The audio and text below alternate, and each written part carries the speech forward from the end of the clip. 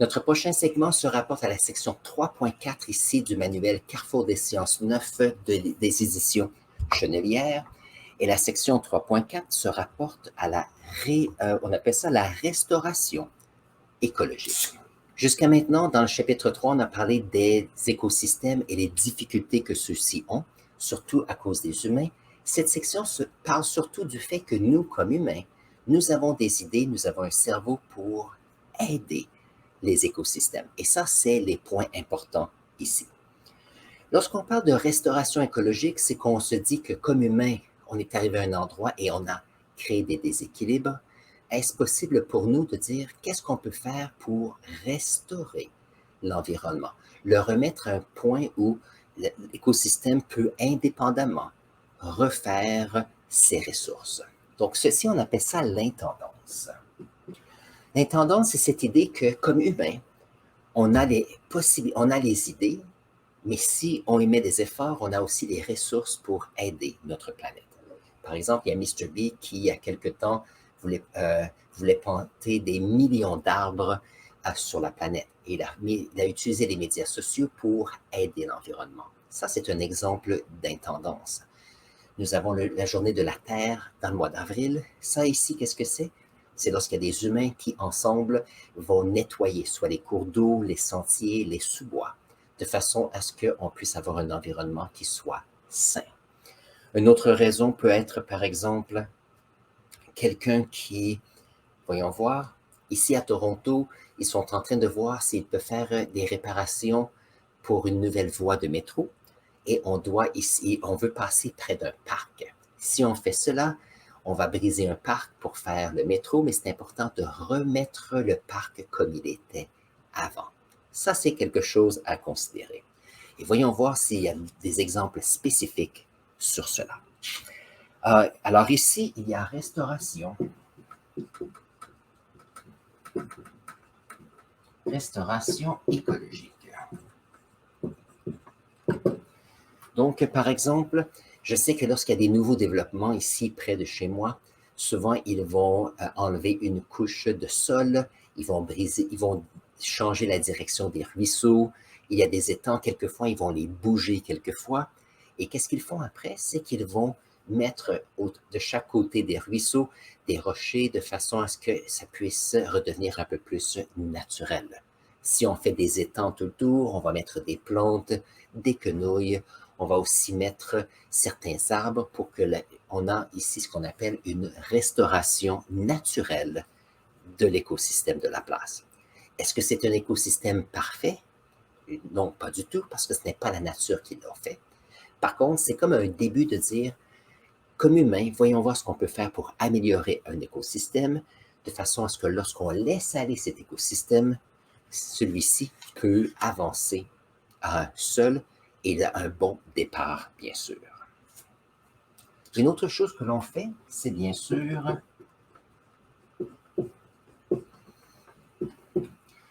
la reforestation. Lorsqu'on parle de reforestation, c'est lorsqu'on a la coupe de forêt pour le bois. Après un certain temps, donc ici, on a montré une photo ce matin. Donc, lorsqu'on a la déforestation, on enlève une grande quantité d'arbres. Et qu'est-ce qui arrive? C'est que ceux-ci, on a une perte d'habitat complètement. Par exemple, on fait ce qu'on appelle de la coupe sélective quelquefois. On peut couper certains arbres, mais pas tous les arbres, de façon à ce qu'on puisse aider la forêt. Mais de plus, on peut avoir des personnes qui vont planter des arbres pour pouvoir s'assurer que la forêt reprenne le plus rapidement possible. Je me rappelle, lorsque j'étais à l'université, j'ai fait une entrevue pour aller planter des arbres. Je n'ai pas eu l'emploi et je vais vous dire pourquoi. Mon idée, c'était de pouvoir restaurer des forêts et les personnes disent non, nous, on ne veut pas des personnes qui vont là pour restaurer les forêts.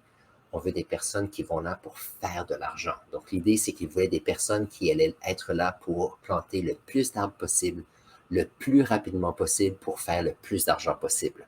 Ça, c'était le but. Ça veut dire que si on pense de reforestation, quelquefois, il faut penser qu'il y a des compagnies qui font cela. Mais on peut aussi le faire près de la maison.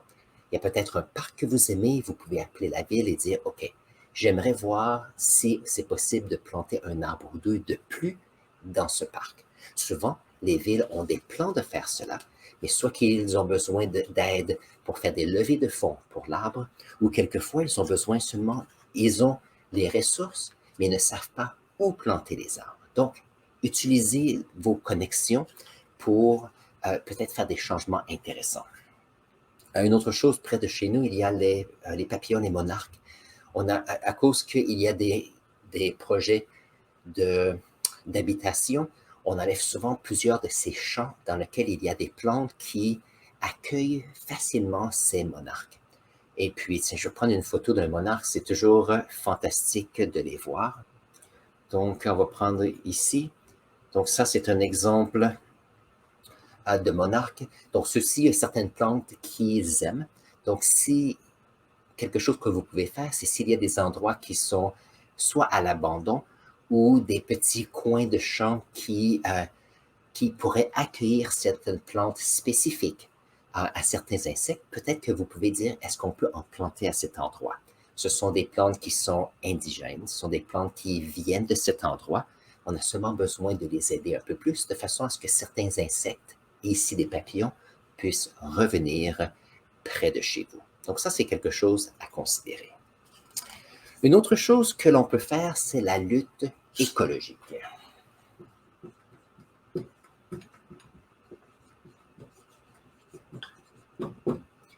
La lutte écologique, qu'est-ce que c'est? C'est qu'au lieu d'utiliser des produits chimiques ou des machines pour s'occuper de certains organismes que nous ne voulons pas, on utilise d'autres organismes pour le faire. Un exemple que j'utilise toujours dans mes classes, c'est à Houston, aux États-Unis, il y a près de la ville un endroit où il y a beaucoup voyons voir, des chauves-souris.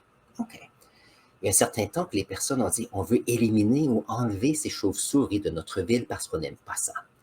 Par contre, ils ont remarqué que si il y a des chauves-souris, la nuit, ils viennent dans la ville et vont manger les insectes volants, les insectes qu'il y a dans la ville. Et lorsqu'ils retournent durant la journée dans leur caverne, qu'est-ce qui arrive? C'est qu'il y a une baisse des insectes volants dans la ville. Donc ici, au lieu d'utiliser des produits chimiques pour enlever des insectes qui sont pas très, c'est pas très bien pour les humains, on utilise un animal qui, dans leur niche écologique, dans leur façon de vivre, ont besoin de ces insectes. Donc en même temps, on utilise les chauves-souris pour faire une lutte biologique, donc une lutte avec la bio, une lutte écologique. On peut faire aussi, par exemple, il y a certains oiseaux qui vont manger certains insectes. Donc, pourquoi ne pas promouvoir certains oiseaux à certains endroits pour manger des insectes au lieu d'utiliser des produits chimiques sur, par exemple, des fermes où on fait la récolte de céréales ou de d'autres produits que nous mangeons. Ça, c'est quelque chose d'utile. Ou utiliser, tout à l'heure, alors, une espèce invasive que nous avons ici, c'est la grille de frêne. Et puis la grille de frêne, ici, n'a pas de prédateurs. Donc l'idée, c'est est-ce que nous pourrions utiliser des prédateurs que ces insectes ont dans leur pays d'origine pour nous aider? La difficulté, c'est est-ce que c'est une bonne idée d'inclure un prédateur pour la grille de frêne dans notre environnement? Donc, inclure un prédateur nouveau, ça devient un prédateur envahissant. Et donc, il y a des problèmes qu'il faut réfléchir. On veut s'assurer que pour la lutte écologique, ce sont des organismes qui sont très bien pour l'endroit donné. C'est à considérer. L'autre ici, c'est la biorestauration. Biorestauration. Il y a un autre mot aussi, bio-augmentation. Lorsque, par exemple, les humains vont à un endroit et vont déstabiliser les sols, par exemple, parce qu'il y a des projets immobiliers ou autres, quelquefois, on va remettre les sols et on veut que la verdure revienne. Peut-être qu'on a un projet minier, on a enlevé une certaine couche de sol et on veut remettre en place des écosystèmes. Quelque chose que l'on a besoin, c'est on peut utiliser des plantes qui vont nous permettre de restaurer certains produits chimiques dans les sols. Donc ici, la biorestauration, c'est comment est-ce qu'on peut utiliser les plantes qui vont, juste par le fait qu'ils existent, soit absorber certains produits chimiques ou créer des réactions avec les racines pour, par exemple, dans le cycle de l'azote, remettre de l'azote dans le sol. Les plantes peuvent aussi être permis pour augmenter l'azote dans les sols. Donc, n'oubliez pas que si on veut des plantes qui croissent rapidement, on a besoin de phosphore, on a besoin de potassium, mais aussi d'azote. La seule façon que l'azote peut se retrouver dans des endroits qui peuvent permettre la croissance des plantes, c'est que s'il y a une quantité assez grande d'azote dans ceux-ci, sous forme de nitrate, de nitrite, et ainsi de suite. Maintenant, c'est comme un cercle vicieux. Pour avoir des bonnes plantes, on a besoin d'azote, et on a besoin d'azote pour avoir des bonnes plantes. Donc, il y a certaines plantes qui ont tendance à créer une augmentation de production de nitrate et nitrite dans les sols. Donc, ça, c'est ce qu'on parle de biorestauration avec une bio-augmentation. On utilise certaines plantes, par exemple le trèfle, par exemple, les lentilles. Juste le fait que ces plantes existent, juste le fait que cette plante va croître, cette plante va, dans le sol avec les bactéries, faire une augmentation de la quantité d'azote. Et ça, c'est intéressant parce que ça permet au sol de se régénérer plus rapidement de façon à ce que la croissance de plantes se fasse mieux. Donc, lorsqu'on parle d'agriculture, quelquefois, on peut faire la rotation des cultures de façon à ce qu'une année, on a des plantes qui ont tendance à avoir une bio-augmentation de certains nutriments dans le sol. Comme ça, lorsqu'on change de culture, ça nous permet de pouvoir avoir un rendement qui se fasse assez bien. Très bien. Et ça, c'est notre fin ici de cette idée que vous êtes des personnes qui peuvent réfléchir. Donc, au lieu de dire, il y a des problèmes, qu'est-ce qu'on va faire? Voyez plutôt ceci comme, il y a des problèmes, quelles sont les opportunités pour améliorer notre environnement? Et ça, c'est seulement vous, comme scientifique junior, qui allez améliorer notre futur. Et ça, je crois en vous. Si vous avez appris quelque chose d'intéressant aujourd'hui, n'oubliez pas de vous abonner à notre chaîne. Si vous avez des questions supplémentaires, mettez-les dans la section commentaires. Ça me fait toujours plaisir de les lire et les utiliser pour faire nos prochaines vidéos. Sur ce, prenez un instant et je vais mettre ici un lien pour une autre vidéo pour vous et on se voit dans la prochaine vidéo.